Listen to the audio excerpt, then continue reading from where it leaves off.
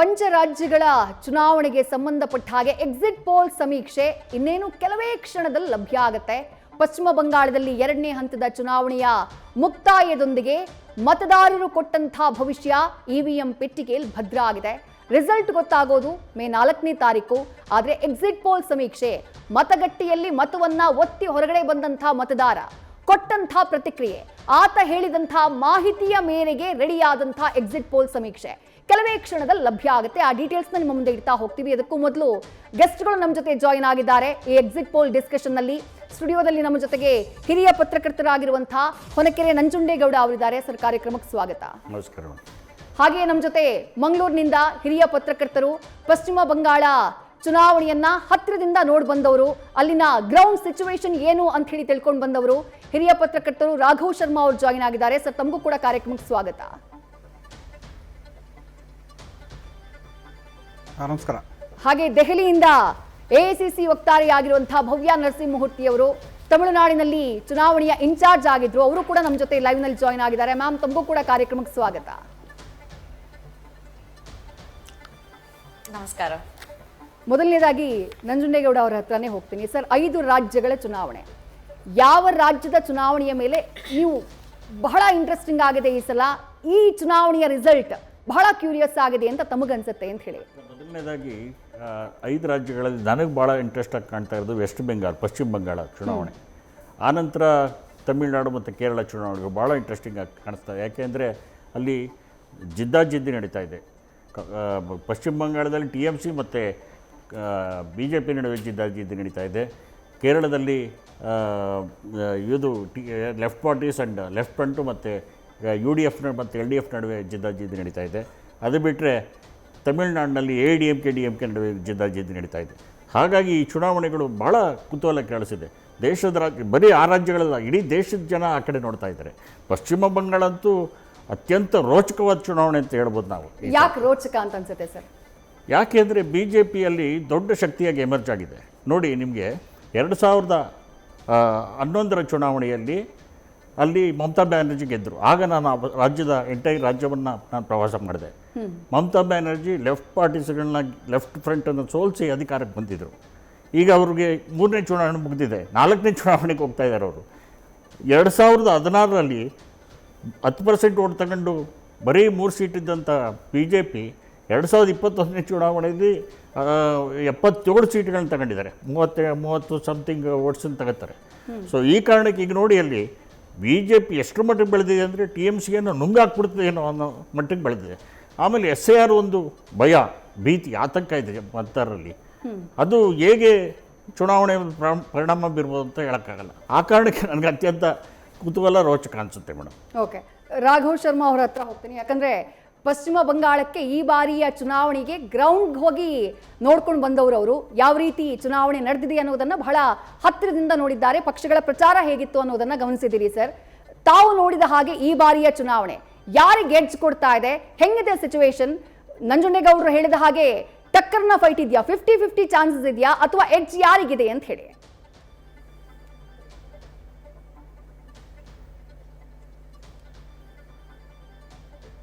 ನೋಡಿ, ಸ್ಪಷ್ಟವಾಗಿ ಈ ಚುನಾವಣೆ ಬಹುಶಃ ಪಶ್ಚಿಮ ಬಂಗಾಳ ಹಿಂದೆಂದೂ ಇತಿಹಾಸದಲ್ಲಿ ನೋಡದೇ ಇರುವಂತಹ ಚುನಾವಣೆಗೆ ಬಂಗಾಳ ರಾಜ್ಯ ಈ ಬಾರಿ ಸಾಕ್ಷಿ ಆಗ್ತಾ ಇದೆ. ಮತ್ತು ನಾನು ಕೂಡ ಇಂಥ ಚುನಾವಣೆ ನಾನು ನೋಡೇ ಇಲ್ಲ. ಹಲವು ಚುನಾವಣೆಗಳನ್ನು ಕವರ್ ಮಾಡಲಿಕ್ಕೆ ನಾನು ಬೇರೆ ಬೇರೆ ರಾಜ್ಯಗಳಿಗೆ ಹೋಗಿದ್ದೇನೆ. ಆದರೆ ಪಶ್ಚಿಮ ಬಂಗಾಳದಲ್ಲಿ ಏನು ಚುನಾವಣೆ ಆಗ್ತಿದೆ, ಎಲೆಕ್ಷನ್ ಕಮಿಷನ್ ಕೈಗೊಂಡಂತಹ ಕ್ರಮಗಳಿರ್ಬೋದು, ಭಾರತೀಯ ಸೇನೆ 2.5 ಲಕ್ಷ CRPF CISFನವರು ಸುಮಾರು 2.5 ಲಕ್ಷ ಆರ್ಮಿಯವರಿದ್ದಾರೆ. ಎಲ್ಲಿ ನಾನು ಜಮ್ಮು ಕಾಶ್ಮೀರದಲ್ಲಿದ್ದೇನೆ ಅಂತ ನನಗೆ ಅನಿಸ್ತಾ ಇತ್ತು. ಹಲವು ಸಂದರ್ಭಗಳಲ್ಲಿ ಗ್ರಾಮಗಳಲ್ಲಿರ್ಬೋದು, ಪಟ್ಟಣಗಳಲ್ಲಿ ಬೂತ್ಗಳಿರುವಂಥ ಪ್ರದೇಶದಲ್ಲಿ ವಿಪರೀತ ಈ ಸೇನಾನಿಗಳ ಕಣ್ಗಾವಲಲ್ಲಿ ಚುನಾವಣೆ ನಡೀತಾ ಇದೆ. ಇದು ಯಾಕೆ ಅಂತ ನಾವು ಯೋಚನೆ ಮಾಡಬೇಕಾಗತ್ತೆ. ಇಂಥದ್ದೊಂದು ವಾತಾವರಣ ಸೃಷ್ಟಿಯಾಗಲಿಕ್ಕೆ ಕಾರಣ ಅನ್ನೋದರ ಬಗ್ಗೆ ಕೂಡ ನಾವು ಅವಲೋಕನ ಮಾಡಬೇಕಾಗತ್ತೆ. ಅಂದರೆ ಅಷ್ಟರ ಮಟ್ಟಿಗೆ ಹಿಂಸಾಚಾರ ಪಶ್ಚಿಮ ಬಂಗಾಳದಲ್ಲಿ ನಡೀತಿತ್ತು ಅನ್ನೋದಕ್ಕೆ ಅದು ಸಾಕ್ಷಿ. 2021ರಲ್ಲೂ ಕೂಡ ದೊಡ್ಡ ಮಟ್ಟಿನ ಹಿಂಸಾಚಾರ ಆಯಿತು. ಹಾಗಿದ್ರೂ ಕೂಡ BJP 77 ಸೀಟ್ಗಳನ್ನು ಗಳಿಸಲಿಕ್ಕೆ ಯಶಸ್ವಿ ಆಯಿತು. BJP ಅವರು ಆವಾಗ ನಾವು ಚುನಾವಣೆ ಗೆಲ್ತೇವೆ ಅನ್ನೋ ಕಾನ್ಫಿಡೆನ್ಸ್ ಅಲ್ಲಿತ್ತು. ಬಟ್ BMC ಬಹಳ ದೊಡ್ಡ ಒಂದು ಪೊಲಿಟಿಕಲ್ ಫೋರ್ಸ್ ಆಗಿರೋದ್ರಿಂದ ಅಲ್ಲಿ ಬಿಜೆಪಿಯನ್ನ ಬಹಳ ಸುಲಭವಾಗಿ ಸೋಲಿಸಿತ್ತು. ಆದರೆ ಬಿಜೆಪಿ ಎಮರ್ಜೆನ್ಸಿ ಇದೆಯಲ್ಲ, ಅದು ಆವತ್ತಿಂದ ಬಹುಶಃ TMC ಅವರಿಗೆ ಒಂದು ಫ್ರಸ್ಟ್ರೇಷನ್ ಆಗ್ತಾ ಇತ್ತು, ಮತ್ತೆ ಅಲ್ಲಿ ಹಿಂಸಾಚಾರಗಳು ಜಾಸ್ತಿ ಆಗ್ತಿತ್ತು. ಬಟ್ 2021 ಚುನಾವಣೆಯಲ್ಲಿ ಬಿಜೆಪಿ ಸುಮಾರು 120 ಅಭ್ಯರ್ಥಿಗಳಿಗೆ, ಅಂದ್ರೆ ಬೇರೆ ಪಕ್ಷಗಳಿಂದ, CPI ಮತ್ತೆ ಬೇರೆ ಪಕ್ಷಗಳಿಂದ ಬಂದಂತಹ TMC ಇಂದ ಬಂದಂತಹ ವ್ಯಕ್ತಿಗಳಿಗೆ ಟಿಕೆಟ್ ಅನ್ನು ನೀಡಿತು. ಆದ್ರೆ ಆ 120 ಕ್ಷೇತ್ರಗಳಲ್ಲಿ ಬಹುತೇಕ ಕ್ಷೇತ್ರಗಳಲ್ಲಿ ಸೋತಂತ ಅಭ್ಯರ್ಥಿಗಳು ಒಂದು TMCಗೆ ವಾಪಸ್ ಆದ್ರು, ಇಲ್ಲ ಕೆಲವರು ನ್ಯೂಟ್ರಲ್ ಆದ್ರು. ಅಂದ್ರೆ ಅವರಿಗೆ ಬಿಜೆಪಿ ಜೊತೆ ಆ ರೀತಿಯಾದಂತಹ ಕಮಿಟ್ಮೆಂಟ್ ಮತ್ತೆ ಡೆಡಿಕೇಶನ್ ಇರಲಿಲ್ಲ. ಆ ಚುನಾವಣೆ ಆದ ನಂತರ RSS ಒಂದು ಸ್ಟ್ರಿಕ್ಟ್ ಸೂಚನೆಯನ್ನ ಪಕ್ಷಕ್ಕೆ ನೀಡಿದ್ದೇನೆ ಅಂತ ಹೇಳಿದ್ರೆ, ಯಾರು ಪಕ್ಷ ಜೊತೆ ಇದ್ದಾರೆ, ಡೆಡಿಕೇಟೆಡ್ ಆಗಿದ್ರೆ, ಕಮಿಟೆಡ್ ಆಗಿರ್ತಾರೆ, ಅವರಿಗೆ ಮಾತ್ರ ಟಿಕೆಟ್ ಕೊಡಬೇಕು ಅಂತ ಹೇಳಿ. ಸೊ ಕಳೆದ 5-10 ವರ್ಷಗಳಲ್ಲಿ ಯಾರು ಪಕ್ಷ ಜೊತೆ ಜೋಡಿಸ್ಕೊಂಡಿದ್ದಾರೆ ಅಂತವರಿಗೆ ಈ ಬಾರಿ ಟಿಕೆಟ್ ಕೊಡಲಾಗಿದೆ. ಟಿಕೆಟ್ ಹಂಚಿಕೆಯನ್ನು ಕೂಡ ಬಹಳ ಸಿಸ್ಟಮ್ಯಾಟಿಕ್ ಆಗಿ ಮಾಡಿದ್ದಾರೆ. ಮತ್ತೆ ಈ ಚುನಾವಣೆಯಲ್ಲಿ ಮೈಕ್ರೋ ಮ್ಯಾನೇಜ್ಮೆಂಟ್ ಬಹಳ ಚೆನ್ನಾಗಿ ಮಾಡಿದೆ ಬಿಜೆಪಿ. ಸೊ ಅದೇ ಕಾರಣಕ್ಕೆ ನನಗೆ ಈ ಚುನಾವಣೆ 50-50 ಫೈಟ್ ಅಂತ ಅನಿಸ್ತಾ ಇದೆ. ಬಿಜೆಪಿ ಬಹುಶಃ ಚುನಾವಣೆಯನ್ನು ಗೆಲ್ಬಹುದು, ಅಥವಾ TMC ಬಹಳ ಹೆಜ್ಜಲ್ಲಿ ಚುನಾವಣೆಯನ್ನು ಕೂಡ ಗೆಲ್ಬಹುದು. ಸೊ ಹಾಗಾಗಿ ಇಲ್ಲಿ TMCಯ ಮಮತಾ ಬ್ಯಾನರ್ಜಿ ಅನೇಕ ಸಂದರ್ಭಗಳಲ್ಲಿ ಫ್ರಸ್ಟ್ರೇಟ್ ಆಗಿರೋದನ್ನ ನಾವು ಈ ಚುನಾವಣೆಯಲ್ಲಿ ನೋಡಬಹುದು. ಅವರ ಪ್ರಚಾರ ವೈಖರಿ ಇರ್ಬೋದು, ಅಥವಾ ಬಿಜೆಪಿ ಮೇಲೆ ಮಾಡ್ತಿರುವಂತಹ ಕೆಲವು ಆರೋಪಗಳಿರ್ಬೋದು. ಸೊ ಅದು ಅವರ ಫ್ರಸ್ಟ್ರೇಷನ್ ಅನ್ನ ತೋರಿಸ್ತಿದೆ. 2021ರಲ್ಲಿ ಇದ್ದಂತ ಕಾನ್ಫಿಡೆನ್ಸ್ ಮಮತಾ ಬ್ಯಾನರ್ಜಿ ಅವರಲ್ಲಿ ಕಾಣ್ತಾ ಇಲ್ಲ. ಬಿಜೆಪಿ ಅವರು ಈಗಾಗಲೇ ಕಾನ್ಫಿಡೆಂಟ್ ಆಗಿ ನಾವು ಪ್ರಧಾನಿ ನರೇಂದ್ರ ಮೋದಿ ಅವರು ತಮ್ಮ ಪ್ರಚಾರ ಭಾಷಣದಲ್ಲಿ ಮೇ 4ರ ನಂತರ ನಾನು ಪ್ರಮಾಣ ವಚನಕ್ಕೆ ಬರ್ತೇನೆ ಅಂತ ಹೇಳಿ ಓಪನ್ ಸ್ಪೀಚ್ ಅಲ್ಲಿ ಹೇಳಿದ್ದಾರೆ. ಬಹುಶಃ ಈ ರೀತಿಯಾದಂತಹ ಓಪನ್ ಬಹಿರಂಗವಾಗಿ ನಾನು ಚುನಾವಣೆ ಫಲಿತಾಂಶಕ್ಕೆ ಬರುವ ಮುನ್ನೆ ಪ್ರಧಾನಮಂತ್ರಿ ಈ ಹಿಂದಿನ ಯಾವ ತಮ್ಮ ಪ್ರಚಾರ ಭಾಷಣದಲ್ಲಿ ಮಾಡಲಿಲ್ಲ. ಸೊ ಅಮಿತ್ ಶಾ ಕೂಡ ಪದೇ ಪದೇ ನಾವು 150ರಿಂದ 170 ಸೀಟ್ ಗೆಲ್ತಾ ಇದ್ದೇವೆ ಅಂತ ಹೇಳ್ತಾ ಇದ್ದಾರೆ. So credibility is also at stake. So ಹಾಗಾಗಿ ಬಿಜೆಪಿ ಬಹಳ ಕಾನ್ಫಿಡೆನ್ಸ್ ನಲ್ಲಿದೆ. ಹಾಗಂತ ನಾನು ವೀಕ್ ವಿಕೆಟ್ ಅಲ್ಲಿ TMC ಇದೆ ಅಂತ ಹೇಳಲ್ಲ. ಯಾಕೆಂದ್ರೆ ದೊಡ್ಡ ಪೊಲಿಟಿಕಲ್ ಫೋರ್ಸ್ ಬಿಜೆಪಿಯಲ್ಲಿ ಪಶ್ಚಿಮ ಬಂಗಾಳದಲ್ಲಿ ಬಹಳ ದೃಢವಾಗಿ ಬೇರೂರಿದ್ದಂತಹ ಪಕ್ಷ. ಕಳೆದ 15 ವರ್ಷದಿಂದ ರಾಜಕೀಯವಾಗಿ ದೊಡ್ಡ ಮಟ್ಟದಲ್ಲಿ ತನ್ನ ಕಬಂದ ಬಾಹುಗಳನ್ನ ವಿಸ್ತರಣೆ ಮಾಡಿದಂತ ಪಕ್ಷ. ಆದ್ರೆ 15 ವರ್ಷ ಆದ ನಂತರ ಒಂದು ಆಂಟಿ ಇನ್ಕಂಬೆನ್ಸಿ ಬರೋದು ಒಂದು ರಾಜ್ಯದಲ್ಲಿ ಸಹಜ. ಸೊ ಆ ಆಂಟಿ ಇನ್ಕಂಬೆನ್ಸಿಯನ್ನ TMC ಫೇಸ್ ಮಾಡ್ತಾ ಇದೆ. ನಮ್ಮ ರಾಜ್ಯದಲ್ಲಿ ಬದಲಾವಣೆ ಆಗಬೇಕು ಅನ್ನೋ ಒಂದು ಜನರ ಮಾತುಗಳ ಅವರ ಧ್ವನಿ ಜಾಸ್ತಿ ಆಗ್ತಾ ಇದೆ. ಆದ್ರೆ ಮಮತಾ ನಾನು ಈ ಚುನಾವಣೆಯನ್ನ ಒಂದು 15-16 ದಿನ ಪಶ್ಚಿಮ ಬಂಗಾಳದಲ್ಲಿದ್ದೆ. ನಾನು ನೋಡಿದ ಪ್ರಕಾರ ಪಶ್ಚಿಮ ಬಂಗಾಳದಲ್ಲಿ ಈ ಬಾರಿ TMC ಗೆದ್ರೆ ಕೇವಲ 4 ಕಾರಣಕ್ಕೆ ಮಾತ್ರ. ಒಂದು, ಲಕ್ಷ್ಮೀ ಭಂಡಾರ್ ಯೋಜನೆ, ಮತ್ತೆ ಕನ್ಯಾಶ್ರೀ ಯೋಜನೆ, ಮತ್ತೆ ರೂಪಶ್ರೀ ಯೋಜನೆ, ಅದರ ಜೊತೆಗೆ ಬಂಗಾಳಿ ಅಸ್ಮಿತೆ. ಉಳಿದ ಯಾವ ವಿಷಯಗಳು ಮಮತಾ ಬ್ಯಾನರ್ಜಿ ಅವರನ್ನ ರಕ್ಷಣೆ ಮಾಡಲಿಕ್ಕೆ ಸಾಧ್ಯ ಇಲ್ಲ. ಮತ್ತೆ ಉಳಿದ ವಿಷಯಗಳಲ್ಲಿ ಅದು ಬಿಜೆಪಿಗೆ ಪ್ಲಸ್ ಪಾಯಿಂಟ್ ಆಗ್ತಾ ಇದೆ. ಲಕ್ಷ್ಮೀ ಭಂಡಾರ್ ಯೋಜನೆ ಅಂತ ಹೇಳಿದ್ರೆ, ಕರ್ನಾಟಕದಲ್ಲಿ ಹೇಗೆ ಮಹಿಳೆಯರಿಗೆ 2,000 ರೂಪಾಯಿ ನೀಡ್ತಾ ಇದ್ದಾರೋ ಹಾಗೆ 25ರಿಂದ 65 ವಯಸ್ಸಿನ ಮಧ್ಯದ ಮಹಿಳೆಯರಿಗೆ ಪ್ರತಿ ತಿಂಗಳು ಮಾಸಿಕವಾಗಿ 1,500 ರೂಪಾಯಿಯನ್ನ TMC ಸರ್ಕಾರ ನೀಡುತ್ತಿದೆ. 2021ರಲ್ಲಿ TMC ಸರ್ಕಾರ ಅಧಿಕಾರಕ್ಕೆ ಬಂದ ಕೂಡಲೇ ಲಕ್ಷ್ಮೀ ಭಂಡಾರ್ ಯೋಜನೆಯನ್ನ ಜಾರಿ ಮಾಡಿತು. ಫಸ್ಟಿಗೆ 1,000 ರೂಪಾಯಿ ಜನರಲ್ ಕ್ಯಾಟಗರಿಯವರಿಗೆ, 1,000 ರೂಪಾಯಿ, 1,200 ರೂಪಾಯಿ SC/ST ಕ್ಯಾಟಗರಿಯವರಿಗೆ. ಚುನಾವಣೆ ಹೊಸ್ತಿನಲ್ಲಿ ಈ ಹಣವನ್ನ 1,500ಕ್ಕೆ ಏರಿಕೆ ಮಾಡಲಾಯಿತು. SC/ST ಅವರಿಗೆ 1,700 ನೀಡ್ತಾ ಇದ್ದಾರೆ. ಕನ್ಯಾಶ್ರೀ ಯೋಜನೆಯಲ್ಲಿ ಮದುವೆ ಆಗ್ತಿರುವಂತಹ ಒಂದು ಕನ್ಯೆಗೆ 25,000 ರೂಪಾಯಿ ನೆರವು ನೀಡುವಂತದ್ದು. ರೂಪಶ್ರೀ ಯೋಜನೆಯಲ್ಲಿ ಉನ್ನತ ವ್ಯಾಸಂಗ ಮಾಡುವ ವಿದ್ಯಾರ್ಥಿನಿಯರಿಗೆ 10,000 ರೂಪಾಯಿ ನೀಡುವಂತದ್ದು. ಇದು ಗ್ರಾಮೀಣ ಭಾಗದಲ್ಲಿ, ಮತ್ತೆ ಮುಖ್ಯವಾಗಿ ಗ್ರಾಮೀಣ ಭಾಗದಲ್ಲಿ ಮತ್ತೆ ಪಟ್ಟಣದ ಕೆಲವು ಭಾಗಗಳಲ್ಲಿ ಮಹಿಳೆಯರು ಈ ಯೋಜನೆಗಳನ್ನ ಎಪ್ರಿಶಿಯೇಟ್ ಮಾಡ್ತಾ ಇದ್ದಾರೆ. ಮತ್ತೆ ಮಮತಾ ದೀದಿಯನ್ನ ಸಪೋರ್ಟ್ ಮಾಡಲಿಕ್ಕೆ ನಮಗೆ ಇಷ್ಟೇ ಕಾರಣ ಸಾಕು ಅಂತ ಹೇಳ್ತಾ ಇದ್ದಾರೆ. ನೋಡಿ, ಗ್ರಾಮೀಣ ಭಾಗದಲ್ಲಿ ಮುಖ್ಯವಾಗಿ ಪಶ್ಚಿಮ ಬಂಗಾಳದಂತಹ ಬಡತನ ಹೆಚ್ಚಿರುವಂತಹ ರಾಜ್ಯದಲ್ಲಿ 1,500 ರೂಪಾಯಿ ಕೊಡೋದು ಬಹಳ ದೊಡ್ಡ ವಿಷಯ ಆಗುತ್ತೆ. ಹೆಣ್ಣು ಮಕ್ಕಳಿಗೆ ತಮ್ಮ ಗಂಡಂದ್ರಿಂದ ದುಡ್ಡು ಕೇಳುವಂತ ಸನ್ನಿವೇಶ ಇರೋದಿಲ್ಲ. ಹಾಗಾಗಿ ಮಹಿಳೆಯರು ನಮಗೆ ನಮ್ಮ ಪತಿಯರಲ್ಲಿ ನಾವು ದುಡ್ಡು ಕೇಳಬೇಕಾಗಿಲ್ಲ, ನಮಗೆ ದೀದಿ ನಮಗೆ ನಮ್ಮ ಖರ್ಚನ್ನ ನೋಡ್ಕೊಳ್ತಾ ಇದ್ದಾರೆ, 1,500 ರೂಪಾಯಿ ನೋಡ್ತಾ ಇದ್ದಾರೆ, ನಮಗೆ 3 ಹೊತ್ತು ನಾವು ನೆಮ್ಮದಿಯಿಂದ ಊಟ ಮಾಡ್ತಾ ಇದ್ದಾರೆ, ಮಕ್ಕಳೇನು ಸಣ್ಣ ಪುಟ್ಟ ಸಾಮಾನುಗಳನ್ನು ಕೇಳ್ತಾರೆ ಅದನ್ನು ಕೊಡ್ಲಿಕ್ಕೆ ಸಾಕ್ತಿದೆ, ಮಕ್ಕಳಿಗೆ ಟ್ಯೂಷನ್ ಕೊಡ್ಲಿಕ್ಕೆ ಸಾಧ್ಯ ಆಗ್ತಿದೆ, ನಾನು ಒಂದಿಷ್ಟು ಸೇವಿಂಗ್ಸ್ ಗಳನ್ನ ಮಾಡ್ತಾ ಇದ್ದಾರೆ ಅಂತ ಗ್ರಾಮೀಣ ಭಾಗದ ಮಹಿಳೆಯರು ಹೇಳ್ತಾ ಇದ್ದಾರೆ. ಆದ್ರೆ ಅದೇ ಗ್ರಾಮೀಣ ಭಾಗದ ಒನ್ ಸೆಕ್ಷನ್ ಆಫ್ ವೋಟರ್ಸ್ ಹಾಗೆ ಹೇಳಿದ್ರೆ, ಸ್ವಲ್ಪ ತಿಳುವಳಿಕೆ ಅಂದ್ರೆ ನಾನು ವಿದ್ಯೆ ಹೆಚ್ಚು ಓದಿರುವಂತ ಹೆಣ್ಣು ಮಕ್ಕಳು ಇರ್ಬೋದು, ಅವರು ಭದ್ರತೆ ಬಗ್ಗೆ ಮಾತಾಡ್ತಾ ಇದ್ದಾರೆ. ನಮಗೆ ಭದ್ರತೆ ಬೇಕು, ನಮಗೆ ಭದ್ರತೆ ಭಾವನೆ ಪಶ್ಚಿಮ ಬಂಗಾಳದಲ್ಲಿ ಬರಬೇಕು ಅನ್ನೋದು ಮಾತು ಬರ್ತಾ ಇದೆ.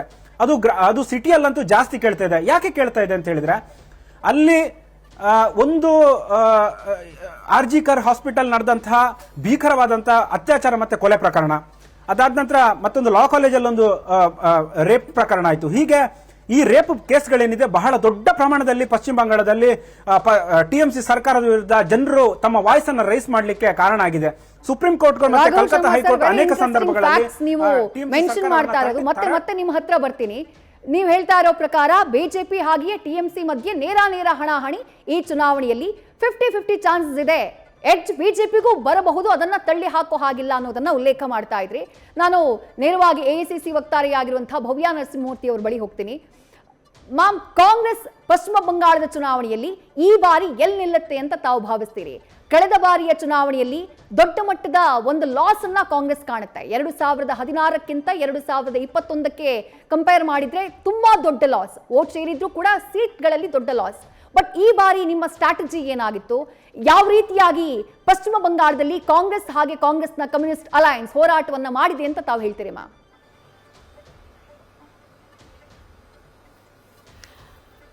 ಕಾಂಗ್ರೆಸ್ ಪಕ್ಷ ಯಾವತ್ತೇ ಇದ್ರೂ ಐಡಿಯಾಲಜಿ ಮೇಲೇನೆ ನಮ್ಮ ಒಂದು ಎಲೆಕ್ಷನ್ ಸ್ಟ್ರಾಟಜಿ ಇರುತ್ತೆ ಮೇಡಮ್. ಈಗ ತಾನೇ ಸರ್ ಹೇಳ್ತಾ ಇದ್ರು, ಹಿರಿಯ ಪತ್ರಕರ್ತರು ಮಮತಾ ಬ್ಯಾನರ್ಜಿ ಅವರು ತುಂಬಾ ಫ್ರಸ್ಟ್ರೇಟ್ ಆಗಿದ್ರು ಅಥವಾ ಏನೋ. ನನಗೆ ಹೆಂಗೆ ಅನ್ಸುತ್ತೆ ಅಂದ್ರೆ, ನಾನ್ ಕಾಂಗ್ರೆಸ್ ಪಕ್ಷದ ವಕ್ತಾರೆ, ಬಟ್ ಸ್ಟಿಲ್ ನಾನು ಈ ವಿಷಯದ ಬಗ್ಗೆ ಯಾಕೆ ಮಾತಾಡ್ತೀನಿ, ನಾನು ಒಂದು ಹೆಣ್ಮಗಳಾಗಿ ಮಾತಾಡ್ತೀನಿ. SIR ಮಾಡಿದ್ರು ಬಿಜೆಪಿ ಪಕ್ಷ. 91 ಲಕ್ಷ ವೋಟರ್ಸ್ ಇವತ್ತು ವೋಟರ್ ಲಿಸ್ಟ್ ಅಲ್ಲಿ ಇಲ್ಲ. ಅವರಷ್ಟರ ಇದು ಕೂಡ ಅಪೆಲೆಟ್ ಇದ್ರಲ್ಲಿದೆ ಕೇಸ್. ಅದಕ್ಕೆ ಮುಂಚೆ ಎಲೆಕ್ಷನ್ ಮಾಡ್ತಾರೆ. ಎರಡನೇದು, ಬಿಜೆಪಿಯ ಒಂದು ಕುತಂತ್ರಗಳ ಬಗ್ಗೆ ಹೇಳ್ತಾ ಇದ್ದೀನಿ ನಾನು. ಬಿಜೆಪಿ ಅವರ ಎಲೆಕ್ಷನ್ ರೆಡಿನೆಸ್ ನ ಇವಾಗ ಶುರು ಮಾಡಿಲ್ಲ, ಇದನ್ನಾಗ್ಲೇ ಎಲೆಕ್ಷನ್ ಕಮಿಷನ್ ಥ್ರೂನೇ ಶುರು ಮಾಡಿದ್ರು. ಯಾವಾಗ ವೆಸ್ಟ್ ಬೆಂಗಾಲ್ ನ 3 ಫೇಸಸ್ ಅಲ್ಲಿ ಹಾಕಿ ಕೊನೆಗೆ ಹಾಕಿದ್ರು, ಜೊತೆಗೆ ಮಧ್ಯದಲ್ಲಿ 3 ದಿನ ಸ್ಪೆಷಲ್ ಸೆಷನ್ ತಂದ್ರು, ವಿಮೆನ್ ರಿಸರ್ವೇಶನ್ ಬಿಲ್ ಅಂತ ತಗೊಂಡ್ ಬಂದ್ರು, ಡಿಲಿಮಿಟೇಷನ್ ನ ಅದರಿಂದ ಮುಚ್ಚುಮರೆ ಮಾಡಿದ್ರು, ಅಪೋಸಿಷನ್ ನ ಒಂದು ಮಹಿಳಾ ವಿರೋಧಿಗಳು ಅಂತ ಪೋರ್ಟ್ರೇ ಮಾಡಕ್ ಟ್ರೈ ಮಾಡಿದ್ರು. ಇದೆಲ್ಲ ತೋರಿಸ್ತಾ ಇರೋ ನರೇಂದ್ರ ಮೋದಿ ಅವರ ಫ್ರಸ್ಟ್ರೇಷನ್. ಅದು ಮಮತಾ ಬ್ಯಾನರ್ಜಿ ಅವರ ಫ್ರಸ್ಟ್ರೇಷನ್ ಅಲ್ಲ, ಬೇರೆ ಯಾವ ಲೀಡರ್ಸ್ ಫ್ರಸ್ಟ್ರೇಷನ್ ಅಲ್ಲ ಅಂತ ನನ್ಗನ್ಸುತ್ತೆ. ಅದಷ್ಟೇ ಅಲ್ಲ, ನೀವು ನೋಡ್ತಿರ್ಬೋದು, ಒಬ್ರು ಪ್ರೈಮ್ ಮಿನಿಸ್ಟರ್ ಆಗಿ ಬಿಜೆಪಿಯ ಕ್ಯಾಂಪೇನ್ ಮ್ಯಾನೇಜರ್ ಆಗಿ 3 ಹೊತ್ತು ಕೂಡ ಪ್ರತಿಯೊಂದು ಅವ್ರು ಹೆಂಗೆ ಅಂದ್ರೆ ಸರಿಯಾಗಿ ಎಲೆಕ್ಷನ್ ಕಮಿಷನ್ ನ ತುಂಬಾ ಚೆನ್ನಾಗಿ ಯೂಸ್ ಮಾಡ್ಕೊಂಡಿದ್ದಾರೆ. ಅವರ ಒಂದು TP ಟ್ರಾವೆಲ್ ಪ್ರೋಗ್ರಾಮ್ಗೆ ಯೋಚನೆ ಮಾಡಿ, ಮೊದಲು ಅಸ್ಸಾಂ, ಕೇರಳ, ಪುಡುಚೇರಿ ಇವೆಲ್ಲ ಎಲೆಕ್ಷನ್ಸ್ ಮುಗ್ದೋಗುತ್ತೆ. ಎಲ್ಲಿ most challenging Tamil Nadu, west Bengal ಇದೆ, ಅದಕ್ಕೆ ಟೈಮ್ ತಗೋತಾರೆ. ಮಧ್ಯದಲ್ಲಿ ಇದು ಏನು ಸ್ಪೆಷಲ್ ಸೆಷನ್ ತರ್ತಾರೆ, ವಿಮೆನ್ ರಿಸರ್ವೇಶನ್ ಬಿಲ್ ಅಂತ. ನಂತರ ತಮಿಳುನಾಡು ಮುಗಿಸ್ಬಿಡ್ತಾರೆ ಒಂದೇ ದಿವಸದಲ್ಲಿ. ವೆಸ್ಟ್ ಬೆಂಗಾಲ್ 3 ದಿನ ಇಡ್ತಾರೆ. ನರೇಂದ್ರ ಮೋದಿ ಅವರು ಎಲ್ಲಿ PM ಆಫೀಸ್ ಖಾಲಿ, ಅಲ್ಲೇ ಸೆಟ್ಲ್ ಆಗ್ಬಿಟ್ಟಿದ್ದಾರೆ ವೆಸ್ಟ್ ಬೆಂಗಾಲ್ ಅಲ್ಲಿ. ಒಂದಿನ ಫುಟ್ಬಾಲ್ ಆಡ್ತಾರೆ, ಒಂದಿನ ದೇವಸ್ಥಾನಕ್ಕೆ ಹೋಗ್ತಾರೆ, ಒಂದಿನ ಪ್ರೈಮ್ ಮಿನಿಸ್ಟರ್ ಅನ್ನೋದು ಮರ್ತು ಬಿಡ್ತಾರೆ ಎಲೆಕ್ಷನ್ ಟೈಮಲ್ಲಿ. ನಿಮಗೆ ಗೊತ್ತಿರ್ಬೋದು, ಅಲ್ಲೇ ತುಂಬಾ ಹತ್ರ ಮಣಿಪುರ್, ಅಲ್ಲೇನ್ ನಡೀತಿದೆ. ಬಿಜೆಪಿ ಅವರು ಅನ್ಕೋಬಹುದು ಎಲೆಕ್ಷನ್ ಗೆಲ್ಲೋದೇ ಮುಖ್ಯ ಅಂತ. ಯಾವ ಮಟ್ಟಕ್ಕೆ ಬೇಕಾದ್ರೂ ಹೋಗಿ ನಮ್ಮ ಪ್ರಜಾಪ್ರಭುತ್ವವನ್ನು ಕೂಡ ಒಂದು ಇಂಪಾರ್ಟೆನ್ಸ್ ಕೊಡದೆ ಈ SIR ಮಾಡೋದಾಗ್ಬೋದು, ಈ ರೀತಿ ಏನೋ ಪಾರ್ಲಿಮೆಂಟ್ ಅಲ್ಲಿ ಬುಲ್ಡೋಸ್ ಮಾಡಕ್ ಹೋಗಿದ್ದಾಗ್ಬೋದು, ಜೊತೆಗೆ ಏನು ಕುದುರೆ ವ್ಯಾಪಾರಗಳು ಇದೆಲ್ಲ ಮಾಡಬಹುದು. ಬಟ್ ಒಂದಲ್ಲ ಒಂದ್ ರೀತಿ ವೆಸ್ಟ್ ಬೆಂಗಾಲ್ ಅಲ್ಲಿ ಇದುವರೆಗೂ ಬಿಜೆಪಿ ಪಕ್ಷ ಅಂತೂ ಬಂದೇ ಇಲ್ಲ ಅಧಿಕಾರಕ್ಕೆ. ಎಲ್ಲದಕ್ಕಿಂತ ಮುಖ್ಯವಾಗಿ ಮಹಿಳಾ ವಿರೋಧಿಗಳ ಮಹಿಳಾ ರಿಸರ್ವೇಶನ್ ತರಲಿಲ್ಲ. ಅಲ್ಲಿ ವೆಸ್ಟ್ ಬೆಂಗಾಲ್ ಅಲ್ಲಿ ಬಿಜೆಪಿ ಪಕ್ಷ ಖಂಡಿತ ಬರೋದಿಲ್ಲ. ಕಾಂಗ್ರೆಸ್ ಪಕ್ಷಕ್ಕೆ ನಮಗೆ ಕಂಪ್ಲೀಟ್. ನ್ಯೂಸ್ ಫಸ್ಟ್ ನಿರ್ಭೀತಿಯಿಂದ ನಿಮ್ಮ ಪರವಾಗಿ.